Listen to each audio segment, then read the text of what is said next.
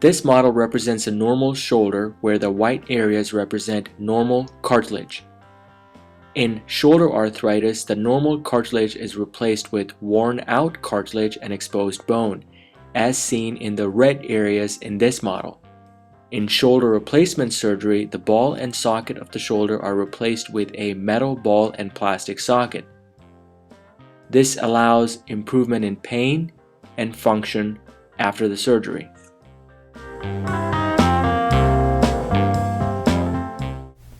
The surgery is done through an incision in the front of the shoulder. The arm is numbed and the patient is sedated for the surgery. Sometimes a general anesthetic may be used as well. Most patients spend a day or two in the hospital. Use of the arm and physical therapy is started immediately after the surgery.